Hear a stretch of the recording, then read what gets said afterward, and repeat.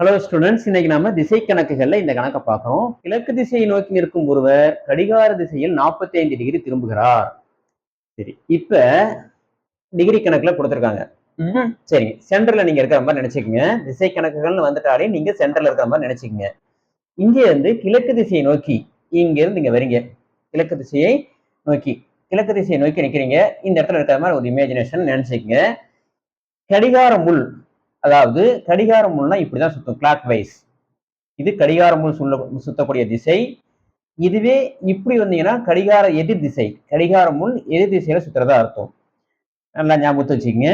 இதுல இருந்து இது முடிய உள்ள தூரம் 45 டிகிரி. இதுவே இங்க இருந்து இங்க வந்துட்டீங்க அப்படின்னா 90 டிகிரி. இங்க இருந்து தனது வலதுபுறத்தில் 90 டிகிரி திரும்புகிறார்னா இங்க வரதா அர்த்தம். தனது வலதுபுறத்தில் 45 டிகிரி திரும்புகிறார்னா இங்க. தனது வலதுபுறத்தில் கிழக்கு திசையில் இருந்து தனது வலதுபுறத்தில் 135 டிகிரி திரும்புகிறார் அப்படின்னா இங்க ஒரு 90, இங்க ஒரு 45, இங்க இருக்கிறதா அர்த்தம். கடிகார திசையில் 180 டிகிரி திரும்புகிறார்னா எங்க இருக்கிறாரோ அதுக்கு நேர் ஆப்போசிட். அதுவே கடிகார எதிர் திசையில் 45 டிகிரி திரும்புகிறார்னா இங்கே இருந்து 45 டிகிரி திரும்புகிறார், இங்க இருக்கிறார்னு அர்த்தம். கடிகார எதிர் திசையில் 90 டிகிரி திரும்புகிறார்னா இங்கே இருந்து இங்க வரார்னு அர்த்தம். கடிகார எதிர் திசையில் 135 டிகிரினா இங்க. கடிகார எதிர் திசையில் 180 டிகிரினா இதுக்கு நேர் ஆப்போசிட். சப்போஸ் ஒருவேளை இங்க நிற்கிறார், இங்க இருக்கிறவருக்கு கடிகார எதிர் திசையில் 180 டிகிரி, இங்க இருந்து நேர் ஆப்போசிட் இங்க. இங்க நிற்கிறார், கடிகார திசையில் 180 டிகிரினா கடிகார முள் இந்த பக்கம் தான் திரும்பும். ஸோ இங்க இருந்து 180 டிகிரி இங்க.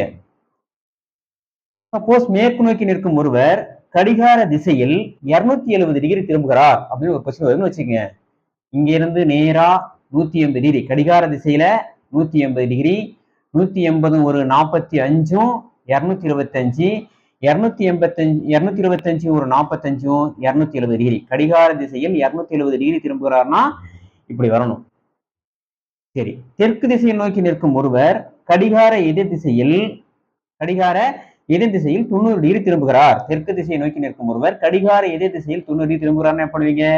இது கடிகார முள் சுத்தக்கூடிய திசை. இங்க இருக்கிறார், கடிகார எதிர் திசையில்னா இங்க வரார்னு அர்த்தம். ஓகேங்களா? இப்ப நம்ம கணக்குக்கு போகலாம். கடிகார திசையில் 45 டிகிரி திரும்புகிறார்.